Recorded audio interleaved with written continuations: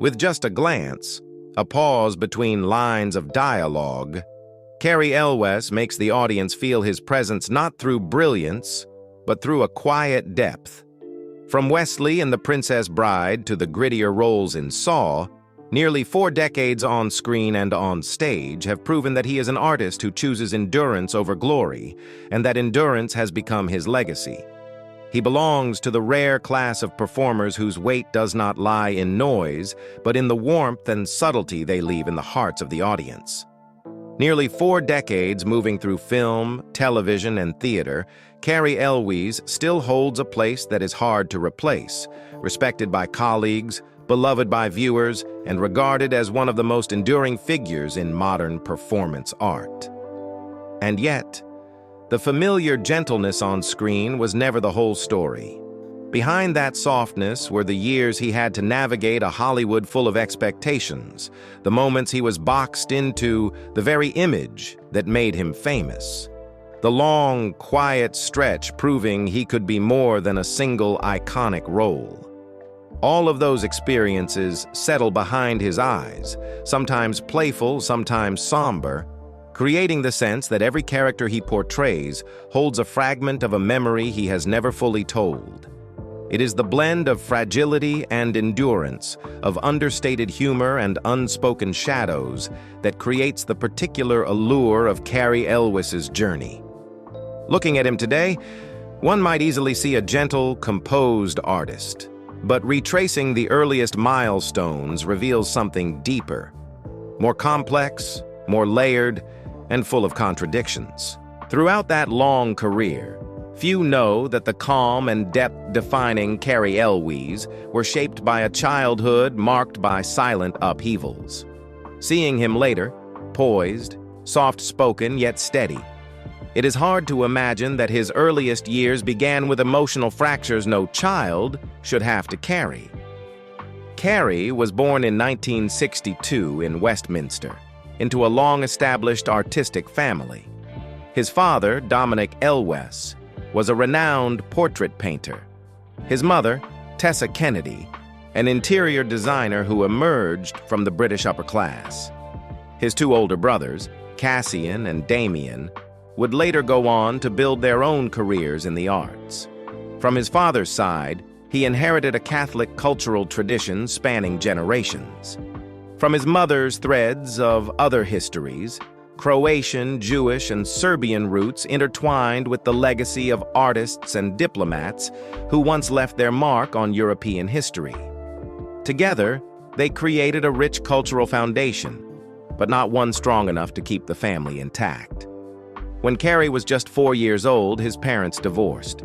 The separation wasn't loud or dramatic, but it left a long, quiet gap in the mind of the most sensitive child in the family, one who could do nothing to stop the collapse of his own home.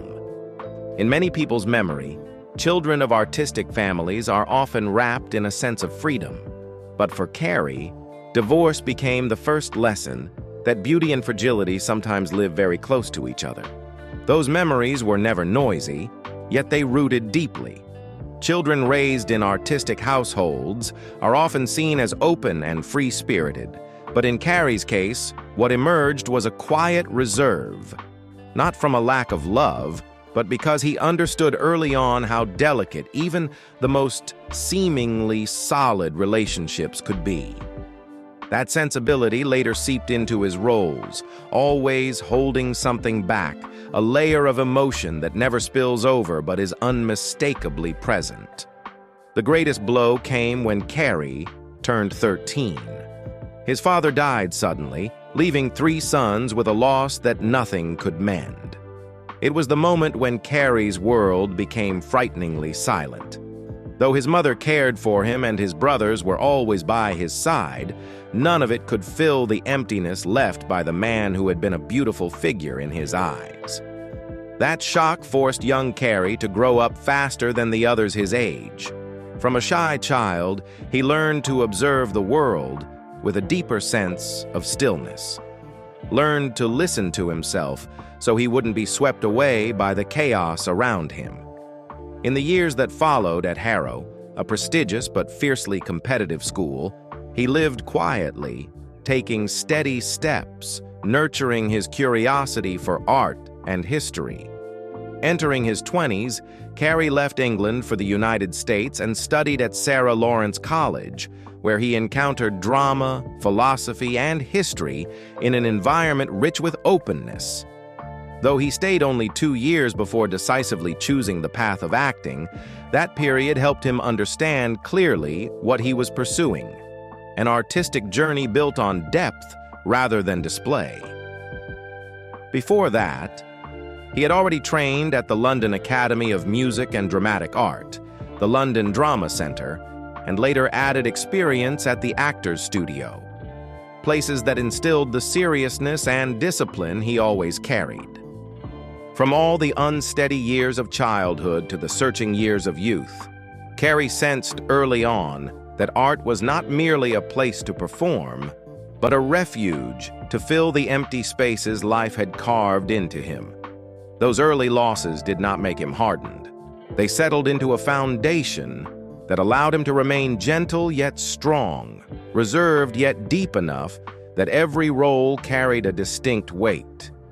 That quiet material stayed with him as he stepped out of the classroom and into the real challenges of acting.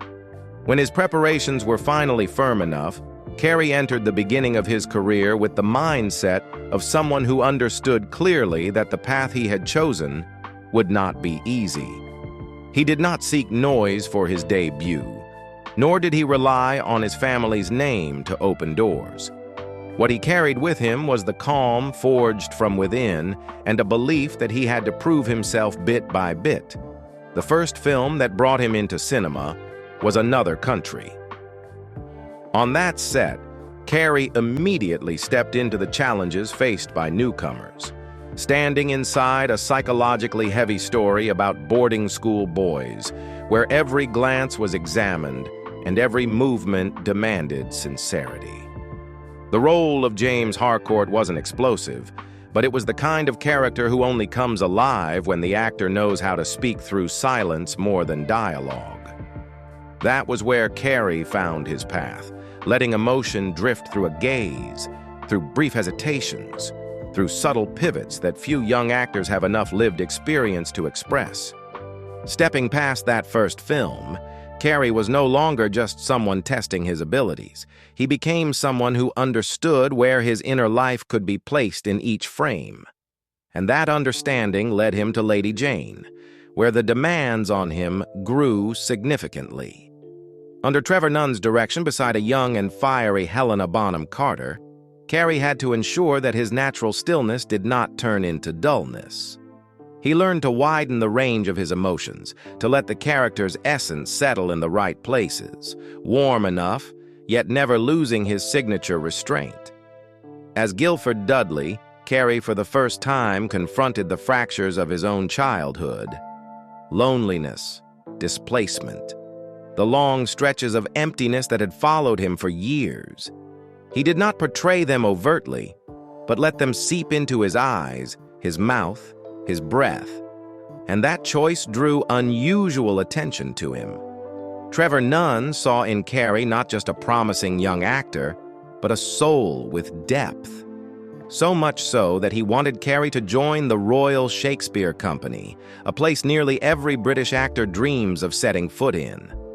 That invitation was a rare honor, especially for someone so young and new. But Cary turned it down. Calmly, almost strangely so. He sensed that the stage, with all its brilliance, was not where he belonged. Film offered him the space to delve deeper, to preserve the silences that the audience could feel, but never fully grasp. And that quiet yet decisive choice became the true starting point of his career. There were no spectacular leaps or thunderous acclaim at the beginning. Cary Elwes' journey opened with slow, deliberate steps. No flashy gestures, no need to attract attention, but each step seemed measured with careful thought. That composure, the way he never rushed to push himself forward, turned out to be exactly what allowed him to endure the years when his path was still barely visible. When Cary stepped onto the set of The Princess Bride, he carried with him the silence that had stayed with him since childhood. The silence of someone who knows that strength sometimes lies in something soft, small, and unspoken. No one truly expected much from a young actor from England, and Cary simply told himself he would do the work that needed to be done. Nothing more, nothing less. But in that seemingly ordinary setting, something else quietly began. The moment he put on Wesley's costume, something inside him became clearer. Cary did not try to make the character grand. He kept his eyes warm, his posture unhurried, his humor gentle and unforced, and allowed the kindness within him to find its own way of expressing itself. Wesley wasn't a role that demanded great acting. It was a role that required him to be honest with the softest parts of his own inner life. Perhaps that is why the entire crew noticed the way he inhabited the character. Not loudly, but with a brightness uniquely his own. When the film reached audiences, the response brought a rare sensation. People didn't just remember Wesley, they remembered Cary within Wesley. They remembered the eyes, the gaze, the warmth that radiated from a character who seemed simple on the surface. And for the first time, Cary stood before a gentle yet enduring kind of spotlight that any actor would hope to touch. No noise, no scandal. Just people beginning to say his name with affection, as though he had entered their memories through the softest door. The attention from directors and producers came to him naturally, as if they had finally noticed something they should have seen long ago. Cary didn't need to change anything. The world around him shifted first. Professional conversations grew more serious. The invitations arrived with a clear note of respect. He didn't break out. The term doesn't fit. But rather, he was seen for who he truly was for the first time. Yet, as the love for Wesley grew, Cary felt an unease rising inside him. He understood that success sometimes takes the shape of a gilded cage. People loved that character so deeply that it became easy to forget the actor behind him, an actor capable of going far beyond that role. Cary sensed that boundary clearly, and his own sensitivity made him wary. With just one misstep, he could be confined forever to the image of the romantic hero in a fairy tale. Thanks to Wesley, Cary understood something he had never put into words. Some characters arrive at the exact moment they're meant to, as if they know what the artist needs in order to grow. Wesley didn't turn him into someone else. He simply placed a mirror before him, allowing him to see what had always quietly existed, a gentleness that was never weak, a resilience that made no sound, and a warmth strong enough to reach the audience even in the briefest moments. After that film, Cary's path didn't suddenly blaze with brilliance, but it felt as if a warm light had begun to follow him. A light that wasn't showy, just bright enough to make any story he appeared in feel more complete. The public loved Wesley, and they loved Cary through Wesley. That affection was a great gift, but to Cary, it also felt like a thin layer of mist covering the road ahead. Beautiful, soft, yet capable of blurring the other angles he longed to explore. Hollywood has a habit of holding tightly to the images it adores, and Cary sensed that quickly. The scripts coming to him carried the shadow of the romantic, refined, honorable swordsman. A charming image, yet one that could easily become repetitive. He understood well that if he followed that path blindly, he would soon be remembered for only one role. For someone who grew up from family fractures, early loss, and layers of emotion he often kept hidden, living forever inside a single mold was unthinkable. So he chose the hardest path, to turn away, not through loud declarations or sudden reinvention, but through a quiet shift, deliberately stepping into roles with more weight, more darkness, sometimes entirely contrary to what audiences expected from him. Glory was his first step into that territory. A film steeped in brutality and history, it forced Cary to awaken the deepest part of his inner life, the part he had long kept as a private refuge since childhood. From there, he broadened his emotional range through many genres: action, psychological drama, historical drama, tragedy. Days of Thunder thrust him into the unforgiving world of racing. Hot Shots gave him the chance to test sharp parody. And Bram Stoker's Dracula revealed in him a seductive darkness, an undercurrent of mystery always glimmering beneath the surface. Each role felt like another trial, another layer shed, allowing the world to see what he could do and allowing him to discover how many parts of himself remained untouched. In 1993, Cary made a choice both risky and thrilling. He became Robin Hood in Robin Hood, Men in Tights. Playing a comedic lead requires an artist to balance seriousness and playfulness with precision. A slight misstep, and everything collapses. The danger of being misunderstood, compared, or dismissed was always there. Yet Cary accepted the role, because he knew that only by pushing himself beyond the limits others imposed could he truly expand his own path. The role of Robin Hood became proof that Cary was not only graceful in romantic scenes, but also sharp and intelligent within the unpredictable rhythms of comedy. In the years that followed, he continued moving farther away from the original frame. The Jungle Book placed him in the world of classic adventure. Twister threw him into a massive blockbuster where every emotion had to be quick, tight, and precise amid enormous set pieces. Audiences who once knew Cary as a romantic lead suddenly saw him standing in the middle of roaring winds, chaos, danger, and still steady. Then came New Shades, the blend of comedy and drama in Liar Liar, the tense investigative atmosphere of Kiss the Girls. In each project, Cary deliberately softened the imprint of Wesley, leaving behind something more important. He was not an actor of one type, but one refined enough to inhabit many intricate corners of human psychology. The roles that brought him closest to himself, however, belonged to the worlds of art and history, where the characters were real people whose layered emotions he could reflect upon. In Cradle Will Rock, he portrayed producer John Houseman with a mix of gravitas and contemplation, and in Shadow of the Vampire, filmed in Luxembourg alongside John Malkovich and Willem Dafoe, he stood beside two performers whose sheer presence could be overwhelming. Yet Cary did not disappear beside them. His quiet depth, once again, became its own language. Looking back at that chapter, one sees that these were not the years Cary sought fame. These were the years he sought himself. A journey not loud, but weighty. The journey of an artist brave enough to walk away from the comfort zone the world had assigned him in order to reclaim his true inner voice. The 1990s ended with a Cary Elwes who had long stepped out of the image of the swordsman he once played, yet something in his face still suggested he wasn't finished.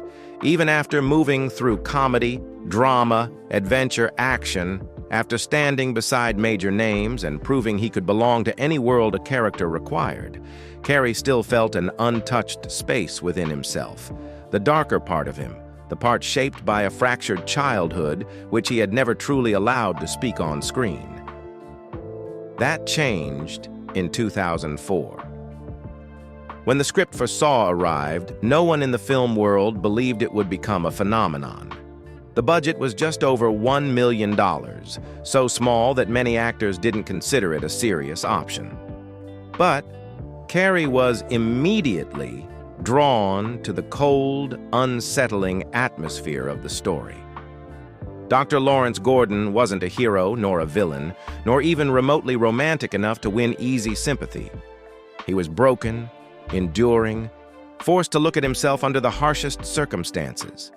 Cary knew that unless the role was explored to its deepest core, it would be meaningless. But if he struck the right note, it could open an entirely new realm for his career. And that was exactly why he took it. In the days of filming chained to a wall, in a suffocating setting with no room for beauty or subtlety, Cary had to reach into emotional territories he had long avoided. Dr. Gordon's desperation was deeply human. Quiet, restrained, the kind carried by someone too familiar with hiding pain. Cary understood that feeling. He used tension, the trembling in his eyes, the exhaustion pressed into each scene. When the film premiered, what followed felt like a deep echo rising from the dark. Viewers suddenly realized that Cary could step into a completely different world without losing the refinement in his performance. The film earned over $100 million worldwide, an outcome no one predicted, and Cary Elwes' name was spoken again with renewed respect. But more important than the number, Saw brought him into a new cinematic territory: horror, a genre that demands endurance, emotional stamina, and the ability to hold the character's inner world within the most claustrophobic spaces. Cary unlocked that door, and in 2010, he returned in Saw 3D as proof that he belonged to both realms, light and darkness. Alongside these powerful shifts on the big screen, Cary maintained one principle: he would not let any genre define him. After the intensity of psychological roles, he gently moved toward a completely different tone in Ella Enchanted, where his charm and understated humor slipped into the shape of a mischievous villain, both satirical and tightly controlled. A small but precise turn, a way of reminding himself not to be swallowed by any single type of character. Other projects like Factory Girl and Georgia Rule also gave him space to breathe, places to test softness, composure, and a quieter kind of presence that was still deep enough for audiences to notice. Television was also a place where Cary left subtle yet lasting marks. Seinfeld allowed him to step into the quick, clever rhythm of American comedy. From the Earth to the Moon brought him into the solemn space of history as he portrayed astronaut Michael Collins. The nominations he received for the Pentagon Wars and Uprising came naturally, as if acknowledging that the quiet efforts he had spent years channeling into new directions were finally being seen. And when he appeared in The X-Files as Brad Falmer, Cary offered viewers a different version of himself: sharp, ambitious, layered with things unsaid, the complete opposite of the warm image audiences once associated with him. During this same period, Cary went deeper into real-life characters, roles that required absolute care and respect. The Riverman placed him inside the mind of Ted Bundy, a dark territory only an actor with true restraint would dare enter. Cary chose to step back half a pace, letting the character's horror rest not in acts of violence, but in the chilling calm beneath every line he spoke. In complete contrast, his portrayal of the young Karol Wojtyła in Pope John Paul II carried a spirit of reverence and clarity. The film was warmly received, especially in Poland, and for Cary this was more than a performance. It was a cherished memory, as he recreated the image of a man who had shaped the spiritual lives of millions. All those years, from satirical villains to historical figures, from the cold edges of television to the quiet gravitas of drama, revealed a continuous journey. Cary Elwes never settled for a fixed version of himself. Every role was another slice of his inner life, and also an unspoken assertion that the artistic door before him remained wide open, with countless layers still waiting to be reached. As the early years of the 21st century faded behind him, Cary entered the 2010s with a mindset entirely different from the days when he struggled to step out of Wesley's shadow. The challenges, the detours, even the darkness of Saw had given him a deeper, steadier foundation. This was a period when he no longer had to chase any expectation. He simply continued his craft at his own pace, slow but certain. The films that opened the decade brought him gentler shades, a modern love story, then an ensemble film where each character held only a small fragment of the whole. Cary entered these roles not to make bold statements, but to keep his artistic spirit breathing steadily after the heaviness of earlier years. Then came the independent projects, small, intimate, introspective, giving him the space to return to the restrained, deep-lying style that suited him so naturally.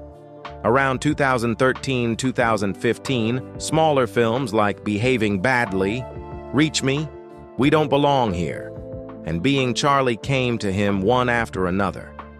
Each one felt like a personal piece, allowing him to maintain his craft without needing to pursue a breakthrough.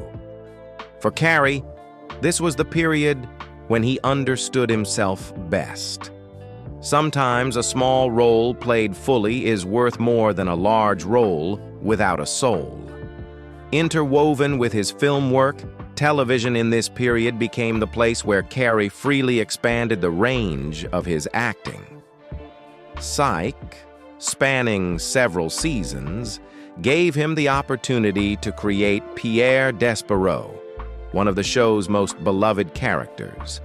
Then around 2014, he appeared in Granite Flats, portraying a CIA director with a sharp yet understated presence. A year later, The Art of More brought him Arthur Davenport, an eccentric yet refined collector, the kind of character only an actor with real experience could fully embody. The further he went, the more Cary found a rhythm that fit the maturity of his career. Steady enough to inhabit multi-layered stories, soft enough to create small but unforgettable highlights. One of the most notable moments was his appearance in Stranger Things as the mayor of Hawkins. A small role. Yet Cary turned that smallness into a sharp signature. His smoothness, subtlety, and seasoned craft gave even a minor character real weight, helping the ensemble earn a SAG Award nomination. Not long after, he appeared in The Marvelous Mrs. Maisel, blending in so naturally that audiences felt as if he had always belonged in that world. Outside of acting, Cary devoted more time to voice work, a realm that seems quiet, yet lets him express the softness in his voice, that warm timbre uniquely his. From games to animation, from science documentaries to the English dubs of Studio Ghibli films, Cary appeared through his voice rather than his face. But that presence was still deep and instantly recognizable, just like when he stands before the camera. And amid all these shifts, Cary Elwes opened a door he had never stepped through before, rewriting his own memories. When As You Wish was released, readers didn't just find the behind-the-scenes world of The Princess Bride, the playful stories, the warm moments, the things outsiders never knew. They also saw a very real Cary Elwes, kind, thoughtful, and overflowing with gratitude. The book became a bestseller not because of nostalgia or the film's fame, but because of his voice. A voice warm, gentle, full of feeling, as though he were sitting across from the reader, recounting his youth with the utmost tenderness. This was also the moment that showed Cary had entered the most natural maturity of an actor's life. Without loud leading roles, without needing an explosive moment to attract attention, he remained solid and present. Each role was a steady step, every appearance a small but deep impression for viewers to carry. The beauty of Cary's journey isn't in spectacular breakthroughs, but in the fact that he never lost himself. A quiet resilience, fluid yet quietly radiant. That resilience, slow but never resting, made Cary Elwes a silent but powerful testament to something simple yet rare. Practicing the craft with kindness and letting the light find him in its own way. Behind the artist who has always chosen quietude as his companion is a man who sees family as his true anchor. If his career is a journey of light and constant change, then Cary's private life is the place he returns to in order to understand why he has been able to stand so firmly all these years. And that story begins with a meeting that seemed accidental, yet became the root of every piece that followed over the next 3 decades. Among the countless encounters that pass through an actor's life, some moments become a foundation neither person could have anticipated. For Cary, that moment came in 1991 at a small food festival in Malibu. Amid the lively noise and the crowd's laughter, he met Lisa Marie Kurbikoff, a photographer with a sharp but warm gaze, someone who immediately sensed in Cary not the glow of a movie star, but a calmness entirely different from the image Hollywood tends to drape over young actors. They spoke as if they had known each other for years, and from that moment on, the currents of their lives quietly shifted toward the same direction. Their love was not loud, not painted into a fairy tale, nor splashed across tabloids. It grew from steady companionship during the years Cary worked tirelessly to break the mold Hollywood had once set for him, from Lisa's patience as she watched him move through emotionally heavy roles, and from the kind of understanding only 2 people who carry childhood wounds can offer each other fully. Nearly a decade after their first meeting, they married in June 2000, a milestone that felt less like a bond and more like finally stepping into a real home, something Cary's turbulent childhood had rarely allowed him. 7 years later, when their daughter Dominique was born in April 2007, Cary stepped into fatherhood with an almost instinctive devotion. From that moment on, the spotlight was no longer the center of his life. Instead, it was the quiet gratitude of a man who once longed for the complete home he could never have as a child. Those who have met Cary in person often say that the moment he mentions his daughter, his eyes soften, his voice warms, an emotion no role could ever fully reproduce. In the years that followed, Cary's family life expanded in a quiet, gentle way. When his mother remarried producer Elliot Kastner, Cary gained 2 younger siblings, Melissa and Dylan. Those late-arriving connections made him realize that family is not only where we begin, but also something we learn to build, accept, and protect over time. Even when not seamless or whole in the ways we wish, those bonds still hold their own meaning. The meaning of healing, of things made up for, of people being there precisely when they're needed most. In 2025, an unexpected event swept through their lives. The Palisades fire in Southern California spread so quickly that the entire family was forced to evacuate in the middle of the night. Their home, the place that had held nearly every memory of more than 2 decades, was destroyed. But amid the loss, the first thing Cary spoke of was not the material damage, but the safety of his wife and daughter. He understood better than anyone that some things can be rebuilt and some cannot. And this time, the most important thing remained intact. Looking at the way Cary keeps his family close, one thing becomes unmistakably clear. His resilience has never lived only on the screen. It appears in the way he protects his love, in the gentleness he reserves for his wife, in the warmth that rises in his eyes whenever he speaks of his daughter. From a childhood marked with fractures to a home filled with tenderness later in life, his story shows that sometimes the most precious thing an artist carries is not the roles people remember, but the ordinary moments where he sets aside all the lights, leaves the noise behind, and lives fully with the people who have become his anchor.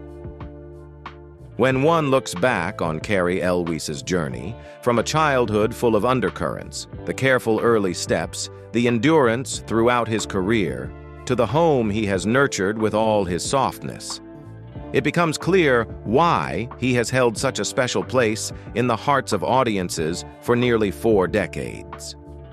Cary has never chased glory, yet that very quietness has made the marks he leaves even more enduring. And when people speak of what he has contributed to the arts, they no longer see him as merely an actor who moved through many genres, but as a part of the cultural memory of an entire generation. Cary's legacy, therefore, does not lie in loud triumphs, but in the roles that have slipped into the inner lives of generations of viewers. Wesley of The Princess Bride, the swordsman with a gaze both warm and unwavering, has long become a cultural emblem, a reflection of kindness and rare resilience. On the opposite end, Dr. Lawrence Gordon in Saw opened a completely different dimension. Dark, suffering, and so internally driven that audiences found themselves drawn into the character's silence. These two seemingly distant extremes merged to create the wide, lasting scope of Cary's influence. But that is only the surface of a far larger journey, one in which his name appears across film, television, voice acting, gaming, theater, and memoir. The Princess Bride, the film deeply intertwined with his life, was selected for the National Film Registry as recognition that the work he helped create was not only beautiful in its time, but held a value that transcended eras. Within the industry, Cary is spoken of with a rare respect.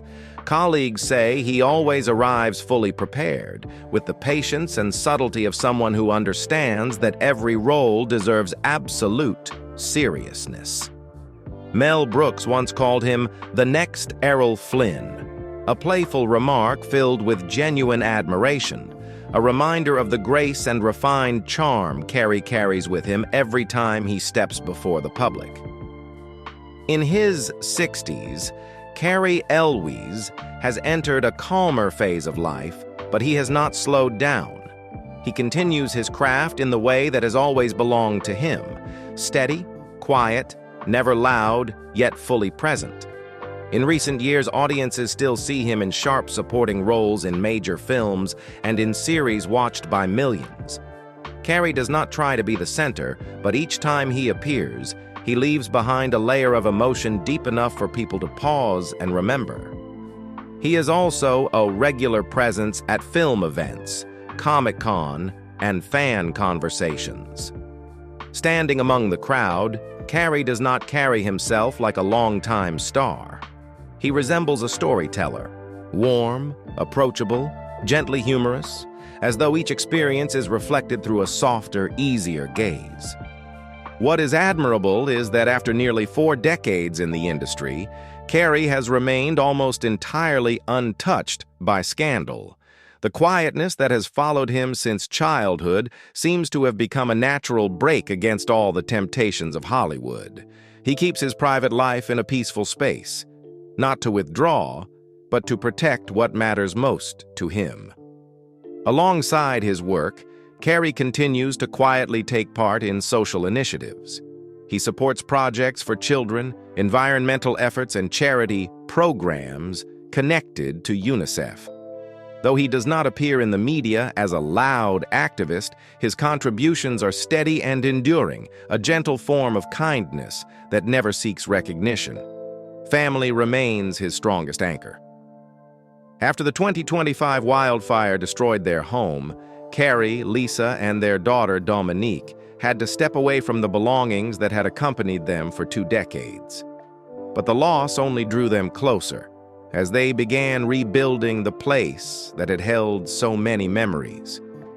Those close to Cary say they have never seen him more transparent about what he truly fears losing, not material things, but the safety of the ones he loves. Today, Cary Elwes continues to appear on screen, to join special projects, to step onto stages and speak with audiences with his gentle smile and quietly charming way of talking. He no longer needs to prove anything, nor chase any kind of glory. What he pursues now is simply to keep telling stories, through roles, through his voice, through kindness, in the rhythm that has accompanied him all his life. And perhaps that is exactly what makes him so beloved. Cary Elwes remains himself, gentle, steady, and always enough for people to find in him a rare sense of trust in an entertainment world full of upheaval.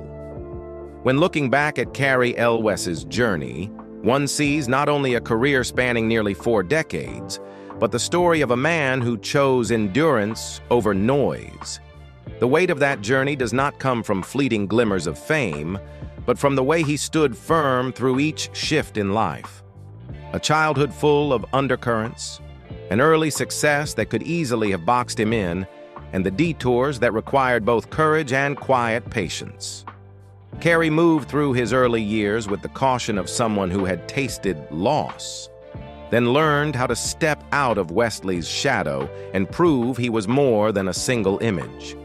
He experimented, accepted collisions, and rose after every misjudgment, not to seek validation, but to understand more clearly where he was going and why. It is precisely the softness he preserved in a world quick to turn cold that kept audiences attached to him over time. From the swordsman with the warm gaze to the doctor carrying deep unseen fractures. Behind every role lies a simple and peaceful private life, something that has held Cary up far longer than any success could. A wife who has walked beside him since his early career. A daughter who softens him the moment he speaks of her. That is where he returns to balance the demands, sometimes harsh, of his craft. For someone who grew up amidst broken pieces, building his own home is the quiet, yet greatest achievement of his life. Seen as a whole, Cary Elwes walks lightly, almost without sound, yet his imprint lingers for a very long time. He doesn't need loud leading roles or dramatic breakthroughs. He lets time itself testify to his worth. He does not chase attention, yet he becomes part of the cultural memory of many generations. He does not try to carve his name into film history, yet people remember him with a natural affection. That is the most beautiful thing Cary Elwes leaves behind. A life held up by kindness. A career built through patience and care in every choice. Not brilliant in a loud way, but glowing in a way entirely his own. A steady light bright enough to accompany audiences across decades. If the story of Cary Elwes, the man who once gave the world a Wesley both gentle and unwavering, makes you pause even for a moment, let me know you're here. A like, a small comment, or a subscription. All are the encouragements that help this channel continue telling life journeys woven with light and shadow, always honest, always reaching the heart.